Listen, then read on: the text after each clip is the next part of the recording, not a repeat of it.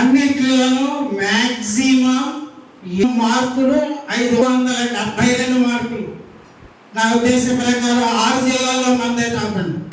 అదే ఇన్స్పిరేషన్తో ఏమైనా ఒక మంచి రిజల్ట్ తోటి నుంచి చూస్తే స్ట్రెంత్ కూడా చాలా తక్కువ ఉంది.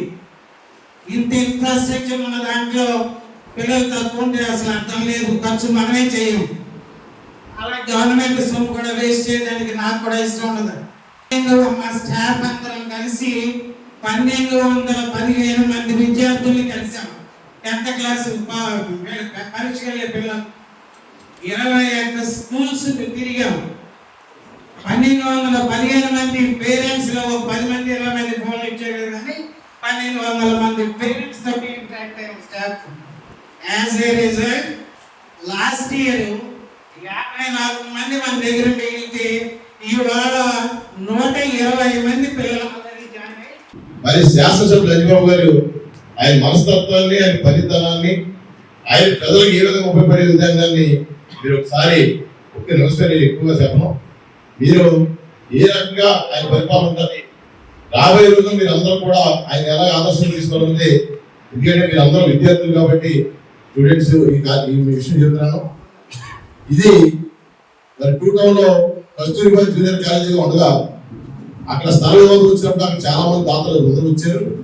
కానీ ఆ రోజున పాలకులు వాళ్ళ ఎదురు గిఫ్ట్ కింద ఇచ్చి ఇక్కడ రావడం, ఈ బిల్డింగ్ని, ఈ కాలేజీని ఎంతో ఆ రోజు 2014-19 సమయాన్ని శాసనసభ చంద్రబాబు గారు మీ పిల్లలందరూ కూడా సౌకర్యార్థం ఈ రకంగా కన్స్ట్రక్షన్ చేసిన విద్యార్థులు ఉన్నారంటే అది శాసనసభ్యులని చెప్పి సమర్థించారు. అలాగే ఆయన మనస్తత్వం ఎంత మంచిదంటే స్థలం ఏ రకంగా ఇచ్చినా కానీ స్థలదాత కూడా ఒక బిల్డింగ్ పేరు పెట్టడం జరిగింది. కానీ కాలేజీ పేరంటే జాతీయ స్వతంత్ర ఉద్యమ నాయకురాలు కస్తూరిబా రావు. ఆవిడ పేరుని ఎక్కడ కూడా మన భారతదేశంలో ఉన్న పేరుని మార్చాలని ఏ మనిషి కూడా అనుకోరు. 2009 నుంచి 2014 వరకు, 2014 నుంచి 2019 వరకు శాసనసభ్యుడిగా భీమవరానికి పనిచేశాను.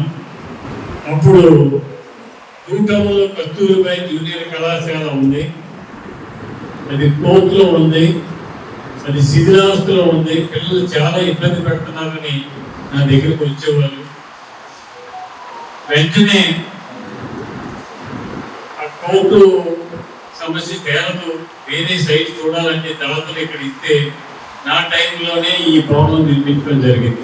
దారిద్ర్య రేఖని దిగులున్న వారందరూ కూడా పైకి రావాలంటే ఒక విద్య వల్లే సాధ్యమవుతుంది. మీకు ఒక ఉదాహరణ చెబుతున్నాను. మన కస్తూరిబా జూనియర్ కళాశాల అక్కడ ఉండగా నేను యాన్యువల్ డేకి వెళ్ళాను. ఒక విద్యార్థిని క్లాస్ ఫస్ట్ వచ్చింది, మెమండో ఇవ్వమని చెప్పి నాతో ఇప్పించారు. ఆ విద్యార్థిని మెమండో తీసుకుంటా నా దగ్గరికి వచ్చినప్పుడు, క్లాస్ ఫస్ట్ వచ్చింది, చాలా సంతోషం, ఇంకా బాగా చదువుకో, ఏదైనా కావాలని సహకారాన్ని అందిస్తానని చెప్పాను. మీ తల్లిదండ్రులు ఏమి చేస్తారని అడిగాను.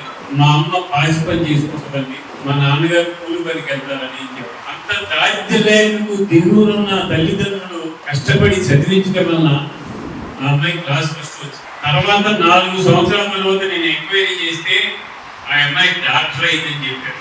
కూతురు డాక్టర్ అయితే ఆ కుటుంబం ఎలా ఉంటుంది? ఆ కుటుంబమే ఎవరి మీద ఆధారపడే కుటుంబము, వాళ్ళు 10 మందిని పోషించే స్థితికి వెళ్ళారు. దానికి కారణం విద్య. విద్య అనేది మన రాష్ట్రంలోనూ మన దేశంలోనూ ప్రతి ఒక్కరు కూడా చదువుకోవాలి. చదువు లేని విద్యార్థులు ఉండడానికి వీల్లేదు. 2047 వచ్చేసరికి భారతదేశంలో ప్రతి ఒక్కరూ కూడా గ్రాడ్యుయేట్స్ అయి ఉండాలి.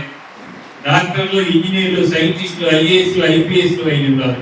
ఆ రకంగా మన ప్రభుత్వాలు ఆలోచన చేస్తున్నాయి. మన రాష్ట్ర ప్రభుత్వం మేము అధికారంలోకి వచ్చిన తర్వాత బడ్జెట్లో ఎక్కువ నిధులు దేనికి ఇస్తున్నామంటే విద్యకి ఇస్తున్నాం. మీరు చదువుకోవడానికి బుక్స్ ఇస్తున్నాం, కిట్స్ ఇస్తున్నాం, ఎన్నో సౌకర్యాలు ఏర్పాటు చేస్తున్నాం, ఫీజు రియంబర్స్మెంట్ పెడుతున్నాం. ఇవన్నీ కూడా ఎందుకంటే మీరందరూ చదువుకుని ఈ దేశానికి మంచి భావి భారత పౌరులు అవ్వాలని. అమ్మ మీరందరూ కష్టపడి చదవండి. ఈ రాష్ట్ర పరిస్థితి, ఈ దేశ పరిస్థితి మారిపోతుంది. ఇంకో ఉదాహరణ చెప్తున్నా మీకు. భర్త పోయినా కూడా ధైర్యంగా జీవించే శక్తినిచ్చింది ఏంటంటే విద్య. ఆ విద్యలో ఉన్న గొప్పతనం అది.